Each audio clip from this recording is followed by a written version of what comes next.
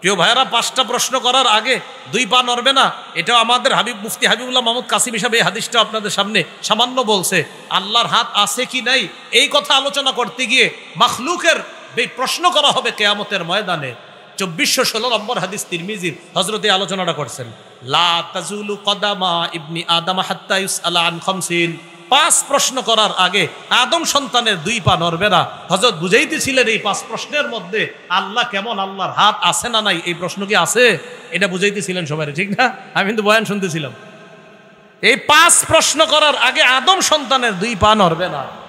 1 number, আন উমরিহি ফিমা আফনা, জীবন সম্পর্কে প্রশ্ন করা হবে, জীবন কোন কাজে কাটিয়েছে। 2 নাম্বার, ওয়া আন শাবাবিহি ফিমা আবলা, যৌবন সম্পর্কে প্রশ্ন করা হবে, যৌবন সে কোথায় বিনাশ করেছে। 3 নাম্বার, ওয়া আন মালিহি মিন আইনা ইকতাসাবা, সম্পদ সম্পর্কে জিজ্ঞাসা করা হবে, সম্পদ সে কোথা থেকে কামাই করেছে। 4 নাম্বার, ওয়া ফিমা আনফাকা, সম্পদ সে কোন খাতে ব্যয় করেছে এই প্রশ্ন করা হবে। 5 নাম্বার, ওয়া আন ইলমিহি বিমাযা আমিলা ফিমা আলিমা, এলেম সম্পর্কে জিজ্ঞাসা করা হবে, ওয়াজ মাহফিলে আইসা যা জানছেন তা মানছেন কিনা এই ব্যাপারে হবে 5ম প্রশ্ন। এই যে ওয়াজ মাহফিলে আসছেন না আপনারা, যা জেনেছেন তা মেনেছেন কিনা এই প্রশ্ন হবে 5 নাম্বার। তো বলছিলাম দুনিয়ার জীবন আসল জীবন না, প্রকৃত জীবন আখেরাতের জীবন। এই আখেরাতের প্রকৃত জীবনটা যেন আমরা সবাই গ্রহণ করতে পারি, আল্লাহ তৌফিক দান করেন। এই জন্য বলেন আমার সাথে, ধোঁকা খাওয়া যাবে না। বলেন, বলেন, দুনিয়া কামাই করতে গিয়ে ধোঁকায় পড়া যাবে না। ধোঁকা হলো আখেরাত ভুলে যাওয়া। তাহলে দুনিয়া কামাই করা দূষণীয় না, হালাল ভাবে কামাই করা দূষণীয় না, বাকি কামাই করতে গিয়ে ধোঁকা খাওয়া যাবে না। হুজুর ধোঁকা খাওয়া কি? দুনিয়া কামাই করতে গিয়ে আখেরাত ভুলে যাওয়া, এটা ধোঁকা। এখানে আল্লাহ বলেছেন লাইবু ওয়ালাহকুন, খেল তামাশা। এটা দ্বারা উদ্দেশ্য হলো শৈশবকাল। এরপরে বলেছেন ওয়াজিনা, বাহ্যিক চাকচিক্য। এটা দ্বারা উদ্দেশ্য হলো যৌবনকাল। শৈশবকালে মানুষ খেলাধুলার প্রতি বেশি আগ্রহী হয়, যৌবনকালে সৌন্দর্যতার প্রতি মানুষ বেশি আকৃষ্ট হয়। এরপরে আল্লাহ বলেছেন ওয়া তাফাকুরুম বাইনাকুম ওয়া তাকাসুরুন ফিল আমওয়ালি ওয়াল আওলাদ। এটার দ্বারা উদ্দেশ্য বার্ধক্যকাল। বয়সে উপনীত হওয়ার পর মানুষ আপোষে গর্ব করে, আমার সন্তান এতজন, আমার নাতি নাতনি এতজন, আমার এতটা সন্তান অমুক দেশে থাকে, এগুলা মানুষের গর্বের বিষয় হয়ে যায়। আল্লাহ বলেন তাদের এই যে গর্ব করার বিষয়, বাহ্যিক সৌন্দর্য আর খেল তামাশার দৃষ্টান্ত কেমন? কামাথালি গাইসিন, মেঘের মতো। যেই মেঘ থেকে বৃষ্টি আসে দুনিয়াতে, আসার পর ওই বৃষ্টি থেকে উদ্ভিদ বের হয়, ফল ফলাদি ফসল বের হয়। আজাবাল কুফার নাবাতুহু, যেই উদ্ভিদ কৃষকদেরকে মুগ্ধ করে। বৃষ্টির পানি দ্বারা যা হয়, ঘাস ফসল, এগুলা কৃষককে মুগ্ধ করে। সুম্মা ইয়াহিজু, এরপর তা পাকে। ফাতারাহু মুসফাররা, এরপর দেখবেন আপনি তা হলুদ বর্ণ ধারণ করে, পিত বর্ণ ধারণ করে। সুম্মা ইয়াকুনু হুতামা, এই সুন্দর ফসলটাও এক পর্যায়ে চূর্ণ বিচূর্ণ হয়ে যায়। ফসলের সৌন্দর্যতা চিরদিন থাকে না, কৃষককে চিরকাল এটা মুগ্ধ করবে না। ধান হয়েছে অনেক সুন্দর, মাশাআল্লাহ, এটা কতদিন, কিছুদিন পর কেটে ফেলবে। আল্লাহ বলেন পার্থিব জীবনটা এমন, খেল তামাশা, বাহ্যিক সৌন্দর্য, চাকচিক্য, সন্তানের আধিক্যতা, সম্পদের আধিক্যতা নিয়ে গর্ব করা, এটা চিরস্থায়ী না। কৃষককে যেমন উদ্ভিদ এটা কিছুদিন মুগ্ধ করে, এরপর আবার শেষ হয়ে যায়। মানুষের এই পৃথিবীর জীবনে যে বাহ্যিক সৌন্দর্য আর খেল তামাশা, আপোষের সাথে গর্ব করা, এটা চিরদিন থাকবে না, এটাও একদিন শেষ হয়ে যাবে। আল্লাহ বলে এটার নামই দুনিয়া। এটার নাম কি? দুনিয়া, পার্থিব জীবন। এরপর আল্লাহ বলেন ওয়াফিল আখিরাতি আযাবুন শাদীদ ওয়া মাগফিরাতুম মিনাল্লাহি ওয়া রিদওয়ান। এই মানুষগুলার মধ্যে তারা যখন মানুষ আখেরাতে যাবে, আখেরাতে যাওয়ার পর কিছু মানুষের জন্য কঠিন আযাব থাকবে, আর কিছু মানুষের জন্য থাকবে আল্লাহর পক্ষ থেকে ক্ষমা এবং সন্তুষ্টি, অর্থাৎ তারা আল্লাহর জান্নাতি হয়ে যাবে। এবার আল্লাহ সর্বশেষ ফিনিশিং এ বলতেছে, ওয়ামাল হায়াতুদ দুনিয়া ইল্লা মাতাউল গুরুর। পার্থিব জীবন এটা হলো ধোকার কিছু উপকরণ ছাড়া আর কিছু না। এটা ধোকার জায়গা। এখানে মানুষ বিভিন্ন ভাবে ধোকাগ্রস্ত হয়। আল্লাহ আমাদের এই পার্থিব জীবনে যেন আমরা শৈশবকাল, যৌবনকাল আর বার্ধক্যকাল, 3 কাল যদি পেয়ে যাই, আল্লাহ যদি বাঁচায় রাখে, আমরা যেন কাজে লাগাতে পারি, আখেরাত ওয়ালা জীবন গঠন করতে পারি। আল্লাহ তৌফিক দান করেন, আমিন। সহিহ বুখারীর বর্ণনা 6413 নম্বর হাদিস, কিতাবুর রিকাক, কোমল হওয়া অধ্যায়, শিরোনাম বাবুলা আইশা ইল্লা আইশুল আখিরাহ, আখেরাতের জীবন প্রকৃত জীবন। এই হাদিসের বর্ণনাকারী রাসূলুল্লাহ সাল্লাল্লাহু আলাইহি ওয়াসাল্লামের সাহাবী আনাস ইবনু মালিক রাদিয়াল্লাহু তাআলা, তিনি বলেন, ক্বালা রাসূলুল্লাহ সাল্লাল্লাহু আলাইহি ওয়াসাল্লাম, আল্লাহুম্মা লা আইশা ইল্লা আইশুল আখিরাহ ফাসলিহিল আমসার ওয়াল মুহাজিরা। রাসূলুল্লাহ সাল্লাল্লাহু আলাইহি সাল্লাম বলেন, হে আল্লাহ, আখিরাতের জীবন প্রকৃত জীবন। আপনি আনসার আর মুহাজির সাহাবী, এই আমার আনসার মুহাজির সাহাবীদেরকে সংশোধন করে দেন, পরিশুদ্ধ করে দেন, তারা দুনিয়াতে থাকতেই যেন আখিরাত ওয়ালা জীবন গঠন করে দুনিয়া থেকে যেতে পারে। তাহলে প্রকৃত জীবন দুনিয়ার না আখিরাতের? আখিরাতের। সহিহ বুখারী 6414 নম্বর হাদিস। এই হাদিসের বর্ণনাকারী সাহাল ইবনু সাদ আস-সাঈদী রাদিয়াল্লাহু তাআলা, তিনি বলেন, কুন্না মা রাসূলিল্লাহি সাল্লাল্লাহু আলাইহি ওয়াসাল্লাম ফিল খান্দাক ওয়া হুয়া ইয়াহফিরু ওয়া নাহনু নানকুলুত তুরাব। আমরা রাসূলুল্লাহ সাল্লাল্লাহু আলাইহি সাল্লামের সাথে খন্দক যুদ্ধে ছিলাম। খন্দক মানে গর্ত করা, খন্দক মানে গর্ত, পরীক্ষা। সালমান ফারসি রাদিয়াল্লাহু তাআলা আনহু রাসূলুল্লাহ সাল্লাল্লাহু আলাইহি সাল্লামের একজন বিখ্যাত সাহাবী, বয়স্ক একজন সাহাবী। তিনি রাসূল সাল্লাল্লাহু আলাইহি সাল্লামকে অভিজ্ঞতার আলোকে পরামর্শ দিলেন গর্ত খনন করার জন্য, পরীক্ষা খনন করার জন্য, যেন কাফেররা ওপাশ থেকে এই পাশে আসা কষ্টকর হয়ে যায়। তার পরামর্শক্রমে রাসূল সাল্লাল্লাহু আলাইহি সাল্লাম গর্ত খননের কাজ শুরু করলেন। ওই গর্ত খননের কাজে আল্লাহর নবীর সাহাবীদের সাথে নবী নিজেও অংশগ্রহণ করলেন। তো সাহাবী বলেন, আমরা নবীজির সাথে ছিলাম। ওয়া হুয়া ইয়াহফিরু, নবী তখন গর্ত খনন করতেছিলেন। ওয়া নাহনু নানকুলুত তুরাব, আমরা মাটি বহন করে স্থানান্তরিত করছিলাম। দেখবেন দেশ গ্রামে মাটি কাটলে একদল কাটে, আরেক দল বহন করে আরেক জায়গায় নিয়ে যায়। এটা আমরা করতেছিলাম। ওয়ায়ামুরু বিনা, নবীজি আমাদের আশেপাশে একটু ঘুরতে লেগছেন। প্রথমে মাটি কাটেন, আবার কিছুক্ষণ ঘুরেন, দেখে আমরা কাজ কেমন করি। আমাদের কাজের গতি বাড়ানোর জন্য আল্লাহ রাসূল আল্লাহর কাছে বললেন, আল্লাহুম্মা লা আইশা ইল্লা আইশুল আখিরাহ ফাগফির লিল আনসারি ওয়াল মুহাজিরা। আল্লাহ, আখিরাতের জীবন প্রকৃত জীবন। আমার আনসার মুহাজির এই সাহাবীরা কত কষ্ট করতেছে, আল্লাহ আমার আনসার মুহাজির সাহাবীদেরকে আপনি মাফ করে দেন। তাহলে বলেন প্রকৃত জীবন কোনটা? আখিরাতের। প্রকৃত জীবন কোনটা? আখিরাতের। আখিরাতের জীবন যে আপনি গঠন করবেন দুনিয়াতে থাকতে, এর অর্থ হলো দুনিয়াতে হালাল ভাবে আপনি চলবেন, হালাল কামাই করবেন, বাকি আখিরাত সামনে রাখবেন।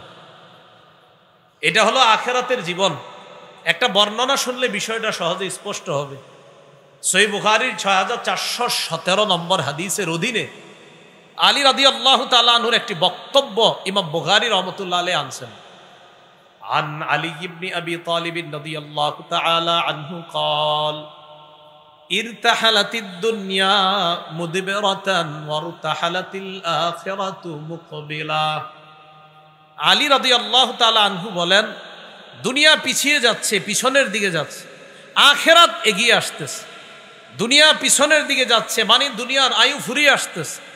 ওয়ারতাহালাতিল আখিরাতু মুকবিলা, আখিরাত এগিয়ে আসতেছে।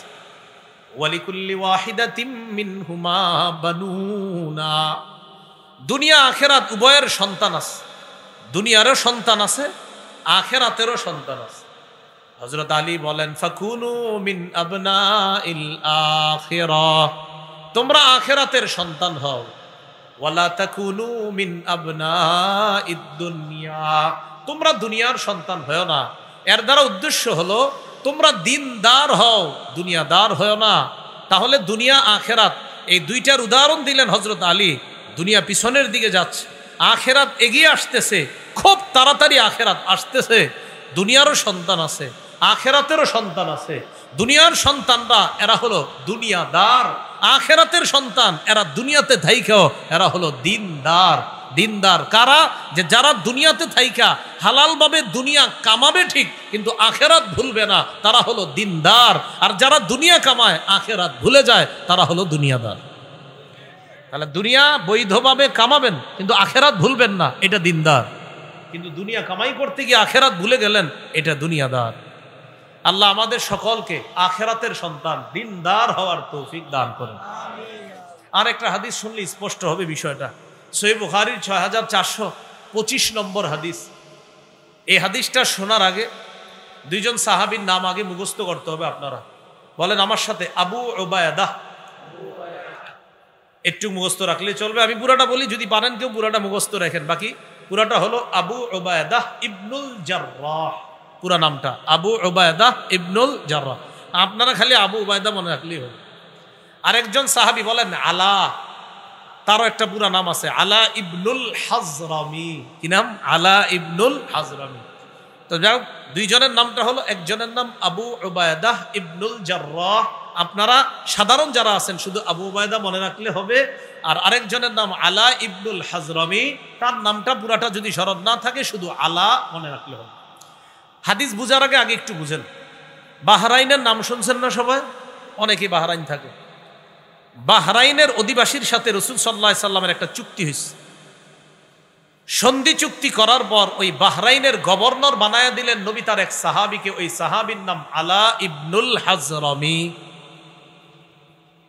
গভর্নরের কাজ হলো তিনি মুসলমানদের পাশাপাশি অমুসলিম যারা আছে তাদেরও জানমালের নিরাপত্তা দিতে হবে। এটা হলো সন্ধি চুক্তির একটা শর্ত থাকে। আর অমুসলিম যারা বসবাস করবে তারাও ট্যাক্স দিতে হবে বছরে বছরে, যেটা আমরাও এখনো দেওয়া হয়, ট্যাক্স নিয়ম এখনো আছে। এটাকে বলা হয় জিজিয়া, কর, ট্যাক্স। নবী কি করলেন? ওই ট্যাক্স আনার জন্য নবীর সাহাবী ওই যে আবু উবায়দা ইবনুল জাররাহ তাকে পাঠাইছেন। এবার বুঝে আসছে তো কথাটা? বাহরাইনের গভর্নর বানাইছে আলা রাদিয়াল্লাহু তাআলা। আর ওই গভর্নর যে ট্যাক্স উঠাবে, এই ট্যাক্স আনার জন্য নবী পাঠাইছেন আবু উবায়দা ইবনুল জাররাহ। এবার হাদিসটা শুনুন, সহিহ বুখারীর 6425 নম্বর হাদিস।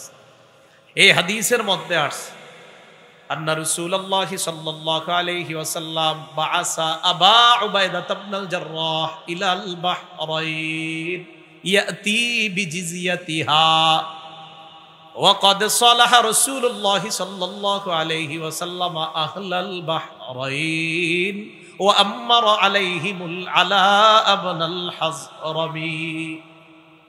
রাসূলুল্লাহ সাল্লাল্লাহু আলাইহি সাল্লাম তার সাহাবী আবু উবায়দা ইবনুল জাররাহকে বাহরাইনে পাঠাইলেন কর আনার জন্য, ট্যাক্স আনার জন্য।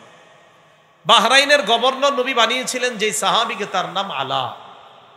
আবু উবায়দা ইবনুল জাররাহ বাহরাইন গেলেন, ট্যাক্স নিলেন, নেওয়ার পর আবার বাহরাইন থেকে মদিনায় চলে আসলেন। মদিনায় আসার পর রাতের বেলা তিনি মদিনায় এসে উপস্থিত হয়েছেন। মানে রাতের বেলা বলতে এমন সময় আসছে যে একটু পরেই ফজরের নামাজ। একটু পরে কি নামাজ? যেমন আজকে আমি ঢাকা যেও ফজর পাবো না আমার মনে হচ্ছে, এই জন্য কোথাও ফজর পড়তে হবে। হ্যাঁ, এই জন্য সময়ের প্রতি খুব গুরুত্ব রাখা দরকার আসলে। যাই হোক, আল্লাহ আমাদেরকে বোঝার তৌফিক দান করেন। রাসূলুল্লাহ সাল্লাল্লাহু আলাইহি সাল্লামের সাহাবী আবু উবায়দা ইবনুল জাররাহ তিনি আসলেন মদিনা। সামিয়াতিল আনসার বিকুদুমিহি, আনসাররা তার আগমনের সংবাদ শুনছে যে আবু উবায়দা মাল নিয়ে আসছে বাহরাইন থেকে মদিনায়। ফাওয়াফাতহু সালাতাস সুবহি মা রাসূলিল্লাহি সাল্লাল্লাহু আলাইহি ওয়াসাল্লাম। আনসারগণ নবীজির সাথে ফজরের নামাজে অংশগ্রহণ করছে। ফালাম্মান সারাফা, নবী যখন সালাম ফিরাইছে, তাআররাদুলাহ, সব সাহাবীরা নবীর সামনে গিয়ে বসছে। সালাম ফিরানোর পর সবাই নবীর সামনে গিয়ে বসছে। ফজরের পরে দেখবেন আমাদের দেশের ইমাম সাহেবরাও মুসল্লির দিকে মুখ করে বসে, তো নবীও মুসল্লিদের দিকে মুখ করলেন, আর সাহাবীরা একদম নবীর সামনে গিয়ে বসছে। ফাতাবাসসামা রাসূলুল্লাহ সাল্লাল্লাহু আলাইহি ওয়াসাল্লাম হিনা রাআহুম, নবী তার সাহাবীদেরকে দেখে একটা মুস্কি হাসি দিলেন। সবাই একটা মুস্কি হাসি দেন। হ্যাঁ, কি হাসি? মুস্কি হাসি দেওয়া নবীজির সুন্নাত। আকসারা তাবাসসুমান, সব সময় একটা মুস্কি হাসি চেহারায় লেগেই থাকতো। সুবহানাল্লাহ, একটা মুস্কি হাসি দিলেন সাহাবীদেরকে দেখে। বলেন তো কেন হাসছে? মানে বুঝাইতেছে, ও সম্পদের কথা শুনছো, এই জন্য আমার কাছে কাছে এসে বসছো, ঠিক না? এরকম নবীজিও বলতেছে, দেখেন, আযুন্নুকুম সামি'তুম বিকুদুমি আবি উবাইদা ইবনুল জাররাহ,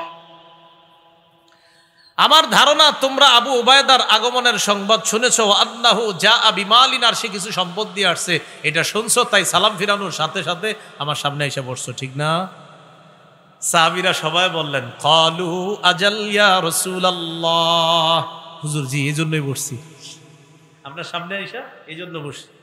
এবার নবীজি যে কথাগুলো বললেন গুরুত্ব দেন। নবী বললেন, আবশিরু ওয়া আমিলু মা ইয়াসুররুকুম, সুসংবাদ গ্রহণ করো, আশা করো ওই জিনিসের যা তোমাদেরকে আনন্দ দিবে। সুসংবাদ গ্রহণ করো, ওই মালের আশা করো যেই মাল তোমাদেরকে আনন্দ দিবে। তাহলে এখান থেকে বোঝা যায় মালের জন্য নবীর সামনে সাহাবায়ে কেরাম আশাটা দোষণীয় না, মাল বৈধভাবে গ্রহণ করাটা দোষণীয় না। এখান থেকে বোঝা যায় নবী বলছে সুসংবাদ গ্রহণ করো এবং যেই মাল তোমাদেরকে আনন্দ দিবে এই জন্য তোমরা আশাবাদী হও। তাহলে এই হাদিস থেকে বোঝা যায় বৈধ সম্পদের জন্য আশাবাদী হওয়া এটা দোষণীয় নয়। এতটুকু বুঝছেন তো সবাই? বিসমিল্লাহ, আল্লাহুম্মা লাকাল হামদু ওয়া লাকাল শুকর। এরপর নবী বলেন, মাল ফাকরা আখশা আলাইকুম, শোনো তোমরা, আমি দুনিয়া থেকে বিদায় নেওয়ার পর তোমরা দারিদ্রতার মধ্যে পড়ে যাবা এই আশঙ্কা আমি করি না, তোমরা দরিদ্র হয়ে যাবা এই আশঙ্কা আমি করি না। ওয়ালাকিন আখশা আলাইকুম আন তুবসাতা আলাইকুমুদ দুনিয়া কামা বুসিতাত আলা মান কানা ক্বাবলাকুম ফাতানাফাসুহা কামা তানাফাসুহা। তোমরা দারিদ্রতার মধ্যে পড়ে যাবে এই আশঙ্কা আমি করি না। আমার আশঙ্কা আমি পৃথিবী থেকে বিদায় নেওয়ার পর তোমাদের সামনে দুনিয়া এমন ভাবে বিছিয়ে দেওয়া হবে যেমন তোমাদের পূর্ববর্তীদের কাছে দুনিয়া বিছিয়ে দেওয়া হয়েছে।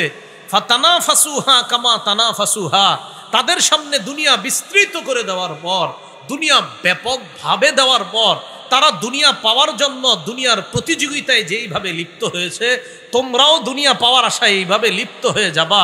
ওয়া তুলহিয়াকুম কামা আলহাতহুম, আর দুনিয়া তাদেরকে যেমন আখেরাত ভুলিয়ে দিয়েছে তোমাদেরকেও দুনিয়া আখেরাত থেকে বিমুখ করে দিবে। আমি নবীর এই আশঙ্কা হয়। তাহলে কি শিখলাম হাদিস থেকে? প্রথম অংশ, দুনিয়া বৈধভাবে কামাই করবা, সুসংবাদ গ্রহণ করো, আশাবাদী হও, কোনো সমস্যা না। সাথে সাথে বলতেছে আমার আশঙ্কা দারিদ্রতার সীমার মধ্যে তোমরা পড়ে যাবা, তোমরা ফকির হয়ে যাবা সবাই, এই আশঙ্কা আমি করি না। আমি আশঙ্কা করি দুনিয়া এত বেশি তোমাদের সামনে আসবে যেমন অতীতের উম্মতের সামনে এসেছে, আসার পর তারাই দুনিয়া কামাই করতে গিয়ে আখেরাত থেকে বিমুখ হয়ে গিয়েছে, তেমনি তোমাদেরকেও দুনিয়া আখেরাত থেকে বিমুখ করে দিবে। এই ভয় আমার হয়, এই আশঙ্কা আমার হয়। এখন আপনারা বলেন দুনিয়া পেয়ে মানুষ আখেরাত ভুলে যাওয়া এই জাতীয় সংখ্যা কম না অনেক বেশি? দুনিয়া পায় আখেরাত ভুলে যাওয়া, এই কথাটা আল্লাহ 25 পারার শুরু পৃষ্ঠায় বলছে, وَإِذَا أَنْعَمْنَا عَلَى الْإِنسَانِ أَعْرَضَ وَنَأَى بِجَانِبِهِ وَإِذَا مَسَّهُ الشَّرُّ فَذُو دُعَاءٍ عَرِيضٍ।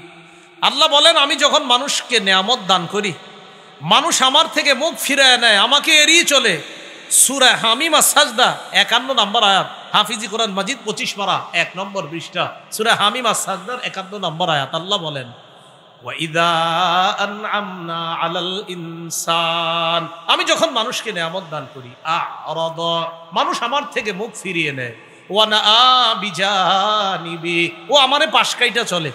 দেখেন কি কথা বলে আল্লাহ, আমি যখন ওরে নেয়ামত দেই, ও আমার থেকে মুখ ফিরে নেয়, আমারে পাশ কেটে চলে, ও আমার থেকে বিমুখ হয়ে যায়।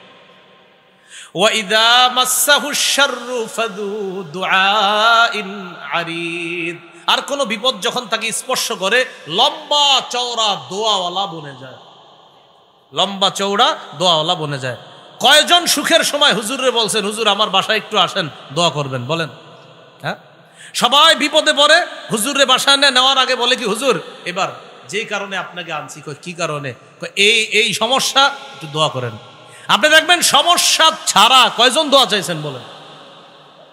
অথচ আল্লাহ বলছে, আমি যখন নেয়ামত দান করি, ও আমারে এড়িয়ে চলে, আমারে পাশ কেটে চলে, ও আমারে ভুলে যায়, আর ওরে যখন বিপদ স্পর্শ করে, লম্বা চওড়া দোয়াওয়ালা বনে যায়, বিশাল বড় এক দোয়ার আয়োজন করে। আল্লাহ আমাদেরকে সুখের সময় আল্লাহকে বেশি স্মরণ করার তৌফিক দান করে। তিরমিজির একটা হাদিস স্বর্ণাক্ষরে লিখে রাখবেন সারা জীবন, 2466 নম্বর হাদিস। এই হাদিসটা হাদিসে কুদসি। হাদিসে কুদসি কাকে বলা হয়? আমার আগে হযরত মাওলানা মুফতি হাবিবুল্লাহ মাহমুদ কাসিমি সাহেব তার বয়ানের শুরুতে হাদিস কাকে বলে আর কুদসি কাকে বলে এই ব্যাপারে আলোচনা করেছে, আমি শুনেছি সব। 2466 নম্বর হাদিস তিরমিজির। এই হাদিসের মধ্যে আসছে, আল্লাহ পাক রব্বুল আলামিন বান্দাদেরকে আমাকে আপনাকে ডাইকা বলে, দেখেন কি বলে, ইয়াবনা আদম তাফাররাগ লিইবাদাতি আমলা সাদরাকা গিনা ওয়া আসুদ্দা ফাকরাক। হে আদম সন্তান, তুমি আমার ইবাদতের জন্য একটু ফারেগ হও, সময় বের করো, যথাসাধ্য চেষ্টা করো আমার ইবাদতের জন্য। আমলা সাদরাকা গিনা, আমি আল্লাহর ওয়াদা, তুমি যদি আমার ইবাদতের জন্য যথাসাধ্য চেষ্টা করে সময় বের করে আমার ইবাদত করো, আমি তোমার হৃদয়টাকে ঐশ্বর্যে পরিপূর্ণ করে দিব, ধনাঢ্যতায় পরিপূর্ণ করে দিব। ওয়া আসুদ্দা ফাকরাকা, আমি তোমার দারিদ্রতা দূর করে দিব। ওয়া ইল্লা তাফআল, তুমি যদি আমার ইবাদতের জন্য ফারেক না হও, সময় বের না করো, যথাসাধ্য চেষ্টা না করো, তাহলে কি করব? মালাতু ইয়াদাইকা শুগলা, তোমার দুই হাত আমি ব্যস্ততার মধ্যে এমন ভাবে ব্যস্ত করে দিব, তোমার ব্যস্ততা কখনো শেষ হবে না। যত তোমারে হুজুররা দাওয়াত দেয় নামাজ পড়ার জন্য, তুমি শুধু বলবা ব্যস্ত আছি, বিজি আছি, এই ব্যস্ততা তোমার শেষ হবে না যদি আমার ইবাদতের জন্য সময় না দাও। তোমার দুই হাত এমন ব্যস্ততার মধ্যে ফেলায় দিব, ব্যস্ততা কোনোদিন শেষ হবে না। শুধু বলবে আমি ব্যস্ত, আমি ব্যস্ত। ওয়ালাম আসুদ্দা ফাকরাকা, তোমার দারিদ্রতা কোনোদিন দূর করব না। দেখতে আপনি মনে করবেন কোটিপতি, খোঁজ নিয়ে দেখবেন ব্যাংকে লোন আছে 20 কোটি, তার টেনশন দূর হইল কোথায়? আল্লাহ আমাদেরকে বুঝার তৌফিক দান করেন। তো আবু উবায়দা ইবনুল জাররাহ রাদিয়াল্লাহু তাআলা আনহু যে সম্পদ নিয়ে আসছে, হালাল ভাবে সম্পদ কামাই করা কি নিষেধ? নিষেধ না, নিষেধ হলো আখেরাত ভুলে যাওয়া।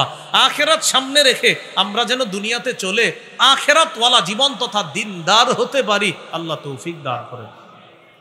সহিহ বুখারীর বর্ণনা 6415 নম্বর হাদিস।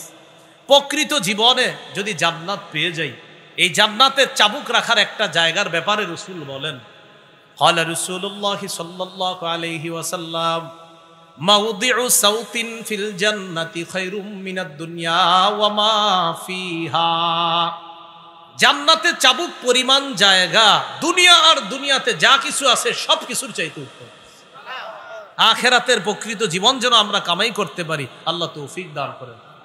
সহিহ বুখারীর 6416 নম্বর হাদিস। এই হাদিসের বর্ণনাকারী আব্দুল্লাহ ইবনে ওমর রাদিয়াল্লাহু তাআলা আনহুমা, তিনি বলেন, আখাযা রাসূলুল্লাহ সাল্লাল্লাহু আলাইহি ওয়াসাল্লাম বিমানকিবি, রাসূলুল্লাহ সাল্লাল্লাহু আলাইহি সাল্লাম আমার কাঁধ ধরলেন। কোন কোন নুসখায় আছে বিমানকিবিয়া, আমার দুই কাঁধ ধরলেন। দুই কাঁধ ধরার পর আমাকে আল্লাহর নবী বললেন, কুন ফিদ দুনিয়া কাআন্নাকা গরীবুন আও আবিরু সাবিল, তুমি দুনিয়াতে এমন ভাবে থাকো যেন তুমি একজন আগন্তুক, যেন তুমি একজন পথিক মুসাফির, আগন্তুক, অপরিচিত, তাহলে আমার পরিচয় কি? তোমার পরিচয় হলো জান্নাতে আমি মুসাফির মানি। তাহলে আমার আসল ঠিকানা কোথায়? হাদিস দ্বারা বোঝা যায়, নবী বুঝাইতে চায় প্রতিটা মুমিনের আসল ঠিকানা হলো আল্লাহর জান্নাত। এই জন্য দুনিয়াতে আগন্তুকের মতো থাকা, অপরিচিত ব্যক্তির মতো থাকা, মুসাফিরের মতো থাকা। এই হাদিসের শেষে আব্দুল্লাহ ইবনে ওমর রাদিয়াল্লাহু তাআলা আনহুমার একটা বক্তব্য আছে। ওয়া কানা ইবনু ওমর ইয়াকুলু ইযা আমসাইতা ফালা তানতাজিরিস সাবাহ ওয়া ইযা আসবাহতা ফালা তানতাজিরিল মাসা। আব্দুল্লাহ ইবনে ওমর বলেন, যখন তুমি সন্ধ্যায় উপনীত হও সকালের অপেক্ষা করো না, যখন তুমি সকালে উপনীত হও সন্ধ্যার অপেক্ষা করবা না। ওয়াখুজ মিন সিহহাতিকা লিমারাদিকা, তুমি সুস্থ অবস্থায় অসুস্থ অবস্থার জন্য কিছু গ্রহণ করে নাও। ওয়া মিন হায়াতিকা লিমাউতিকা, তুমি জীবন থাকতে মরণের অবস্থার জন্য কিছু গ্রহণ করে নাও। এর মানে অসুস্থ হইলে ইবাদত করতে চাইলেও করতে পারবা না বেশি, তাই সুস্থ থাকতে বেশি ইবাদত করো, যেন অসুস্থ অবস্থায় তোমার সওয়াব বন্ধ না হয়। আপনারা এটা বিশ্বাস করেন না? অসুস্থ অবস্থায় যদি সুস্থ অবস্থায় যদি ইবাদত করি, করতে করতে মনে করেন অসুস্থ হয়ে গেলাম, এই মুহূর্তে যদি ইবাদত নাও করতে পারি, আল্লাহ সওয়াব বন্ধ করবে না। সুবহানাল্লাহ। একটা হাদিস শুনেন, তাহলে বিষয়টা স্পষ্ট হবে, বিশ্বাস হবে আপনাদের। মুসনাদে আহমদ হাদিসের কিতাব 6895 নম্বর হাদিস। এই হাদিসের মধ্যে আসছে, ক্বালা রাসূলুল্লাহি সাল্লাল্লাহু আলাইহি ওয়াসাল্লাম ইন্নাল আবদা ইযা কানা আলা তরিকাতিন হাসানাতিন মিনাল ইবাদাহ, কোন বান্দা যখন ইবাদতের উত্তম একটা পদ্ধতি গ্রহণ করে, গ্রহণ করার পর এক বান্দা প্রতিনিয়ত ভালো ভালো ইবাদত করে, সুম্মা মারিদ, হঠাৎ অসুস্থ হয়ে গেছে। কিলা লিল মালাকিল মুআক্কালি বি, অসুস্থ হয়ে যাওয়ার পর তার সাথে নিয়োজিত যে ফেরেশতা তার সওয়াব লেখে, আমল নামা লেখে, ওই ফেরেশতাকে আল্লাহর পক্ষ থেকে বলা হয় উক্তুব বিমিসলি আমালিহি ইযা কানা তালিকা, আমার বান্দা সুস্থ থাকার সময় ইবাদত করলে যেই সওয়াব তোমরা লিপিবদ্ধ করতা, আমি জানি আমার বান্দা এখন সুস্থ থাকলে এই আমলগুলা করত, অসুস্থতার কারণে করতে পারতেছে না, আমি আল্লাহ তো কম দেই না। আমার বান্দা অসুস্থতার কারণে যেই ইবাদতটা এতদিন করত এখন করতে পারে না, সমস্যা নাই ফেরেশতা তোমরা সওয়াব লেখা বন্ধ করো, লিখতে থাকো সওয়াব। এই হাদিস থেকে আমরা শিখলাম প্রিয় ভাইয়ারা, অসুস্থ অবস্থার আগে সুস্থ অবস্থার সময় কিছু গ্রহণ করা। তাই রাসূলুল্লাহ সাল্লাল্লাহু আলাইহি সাল্লাম মুস্তাদরাকে হাকিম বাইহাকির একটা বর্ণনা আসছে, ক্বালা রাসূলুল্লাহ সাল্লাল্লাহু আলাইহি ওয়াসাল্লাম ইগতানিম খামসান ক্বাবলা খামসিন, 5টি বিষয়ের আগে 5টি বিষয়কে মূল্যায়ন করো। 1 নম্বর শাবাবাকা ক্বাবলা হারামিক, তুমি বুড়া হয়ে যাওয়ার আগে যৌবন কালটাকে মূল্যায়ন করো, বার্ধক্যে পৌঁছার আগে যৌবন কাল মূল্যায়ন করো। দেখেন, আপনি বয়োবৃদ্ধ হয়ে যাওয়ার পর কয়েক রাকাত নফল নামাজ বেশি পড়তে চাইলেও পারবেন না, কষ্ট হইতেছে, দাঁড়াই থাকতে পারতেছেন না।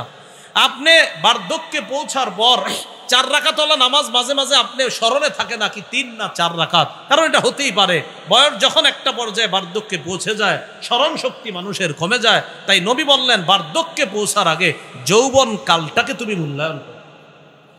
2 নাম্বার ওয়াসিহহাতাকা ক্বাবলা সাকামিক, অসুস্থ হওয়ার আগে সুস্থতার অবস্থাটাকে তুমি মূল্যায়ন করো। এটা আগেও বলছি, অসুস্থ অবস্থায় আপনি চাইলেও এত বেশি ইবাদত করতে পারবেন না, সুস্থ অবস্থায় যেই পরিমাণ ইবাদত করতে পারবেন। সুস্থ অবস্থায় 100 বার সুবহানাল্লাহ পড়া আপনার জন্য সহজ, অসুস্থ অবস্থায় 10 বার পড়া আপনার জন্য কষ্টকর। 3 নাম্বার ওয়াগিনাকা ক্বাবলা ফাকরিক, তুমি দরিদ্র হওয়ার আগে ধনাঢ্য অবস্থাকে তুমি মূল্যায়ন করো, ধনী অবস্থাটাকে তুমি মূল্যায়ন করো, টাকা পয়সাটা তুমি মূল্যায়ন করো, সঠিক কাজে কাজে লাগাও। 4 নাম্বার ওয়াফারাগাকা ক্বাবলা শুগুলিক, তুমি ব্যস্ত হওয়ার আগে অবসর সময়টা কাজে লাগাও। দেখেন, আপনারা অফিসে রওনা করছেন, কেউ কোথাও রওনা করছেন, আপনি জানেন যে আমার পৌঁছতে আরো 1 ঘন্টা লাগবে, এই 1 ঘন্টা আপনি কি করবেন? আল্লাহর রাস্তায় সময়গুলা নষ্ট করেন না। জান্নাতে জান্নাতি যারা হবে সবার একটা আফসোস থাকবে, সব জান্নাতীদের একটা আফসোস থাকবে, আমি যদি আরেকটু বেশি সুবহানাল্লাহ বলতাম, আমি যদি দুনিয়ার ওই সময়টা কাজে লাগাইতাম, তো আজকে জান্নাতে আমার অবস্থানটা এখানে না হয়ে আরো একটা উন্নত অবস্থানে আমি থাকতাম। এই আফসুস জান্নাতীরা করবে। এই জন্য দুনিয়ার যেই সময়টা আপনার চলে গেল এই সময়টা আর ফিরে আসবে না, সত্যি ফিরে আসবে না, এই সময়টার আফসুস আপনার শেষ হবে না। তাই নবী 4 নম্বরে বললেন ফারাগকা ক্বাবলা শুগলিক, ব্যস্ত হওয়ার আগে অবসর সময়টা তুমি মূল্যায়ন করো। সহিহ বুখারীর বর্ণনা আসছে 6412 নম্বর হাদিসে আছে নি'মাতানে মাগবুনুন ফীহিমা কাসীরুম মিনান নাস আস-সিহহাতু ওয়াল ফারাগ। দুটি নেয়ামতের ব্যাপারে অধিকাংশ মানুষ ধোঁকার মধ্যে, প্রতারণার মধ্যে, অধিকাংশ মানুষ দুটি নেয়ামতের ব্যাপারে উদাসীন। কয়টা? 1 নাম্বার সুস্থতা, 2 নাম্বার অবসর সময়। সুস্থতার নেয়ামতটা মানুষ কাজে লাগায় না, অবসর সময়টা মানুষ কাজে লাগায় না। তাই নবী বললেন 4 নাম্বার অবসর সময়টা কাজে লাগাও ব্যস্ত হওয়ার আগে। 5 ওয়াহায়াতাকা ক্বাবলা মাউতিক, মরার আগে তোমার জীবনটাকে তুমি কাজে লাগাও, মরার আগে তোমার জীবনটা তুমি কাজে লাগাও। সহিহ বুখারী একটা হাদিস শুনেন 6433 নম্বর হাদিস। এই হাদিসের বর্ণনাকারী উসমান ইবনে আফফান রাদিয়াল্লাহু তাআলা, তার থেকে হাদিসটা বর্ণনা করছেন হুমরান ইবনে আবান। এখানে অনেক ওলামা হযরত আছেন, মূল মতনে আছে আন্না আবান, ইমাম বুখারী শেষে বইলা দিছে এই ইবনে আবান দ্বারা উদ্দেশ্য হুমরান ইবনে আবান। এই হুমরান ইবনে আবান বলেন আতাইতু রাসূলুল্লাহ আতাইতু উসমান ইবনে আফফান বিতুহুরিন, আমি হযরত উসমান গনির কাছে ওযুর পানি নিয়ে আসলাম। ওয়া হুয়া জালিসুন আলাল মাকআইদি, তিনি আসনে বসা ছিলেন। ওযুর পানি নিয়ে আসার পর আমি তাকে দিলাম, তিনি ওযু করতে লাগলেন। ফাতাওয়াদ্দা ফাহসানাল উযুআ, সুন্দরভাবে ওযু করলেন। ওযু করার পর হযরত উসমান বললেন রাআইতুন নাবিয়্যা সাল্লাল্লাহু আলাইহি সাল্লাম তাওয়াদ্দা, আমি নবীজিরে ওযু করতে দেখছি ফি হাযাল মাজলিসি, এই মজলিসে, এই বৈঠকে, এখানেই নবীরে আমি ওযু করতে দেখছি। ফাহসানাল উযুআ, সুন্দরভাবে ওযু করেছেন।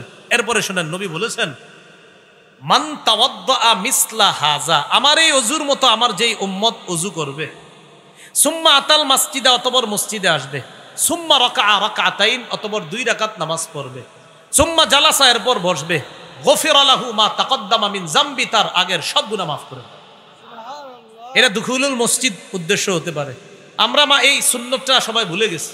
ওযু করে মসজিদে গিয়ে প্রবেশ করেই 2 রাকাত নামাজ, এই সুন্নাহটা সবাই ভুলে।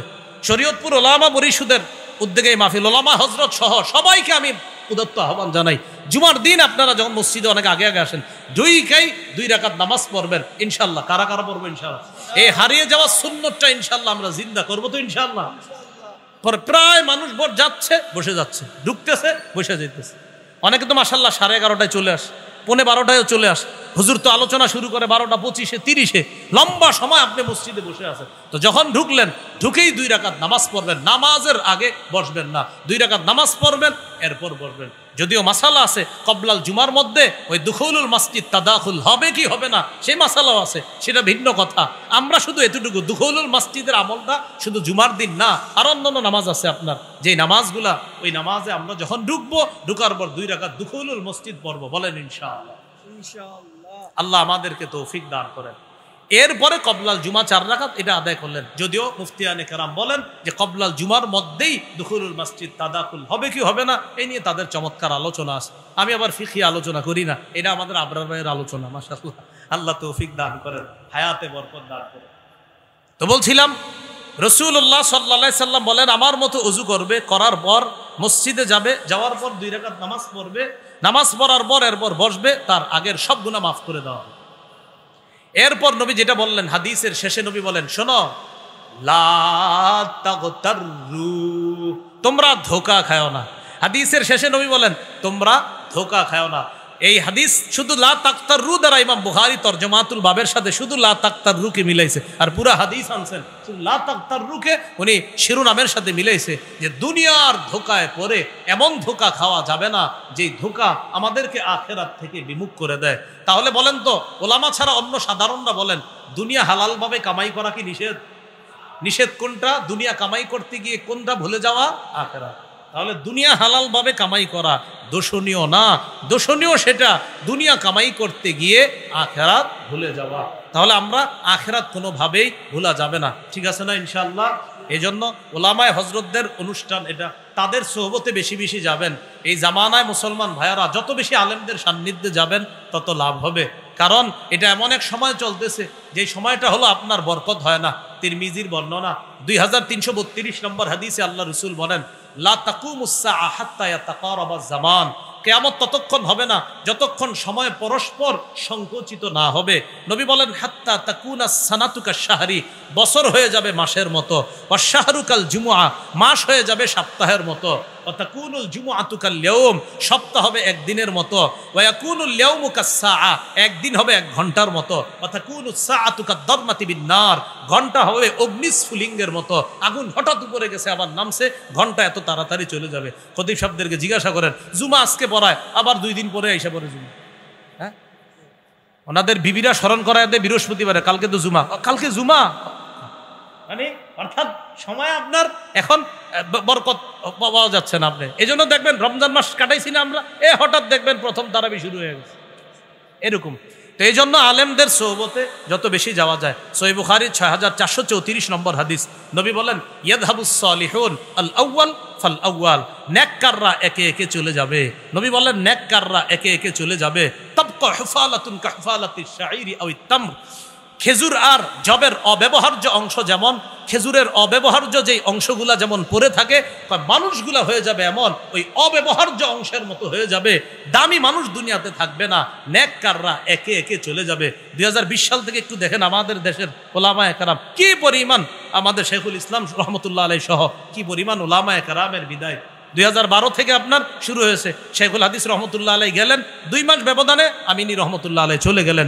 এরপর মোটামুটি অনেকদিন আমরা মুরব্বীদের মাথা হাতে ছিলাম, কিন্তু আস্তে আস্তে আপনার কাজী মুতাসিম বিল্লাহ রহমতুল্লাহ আলাই সহ 2020-এ আপনার অনেক মুরব্বীদেরকে আমরা হারিয়ে ফেলেছি।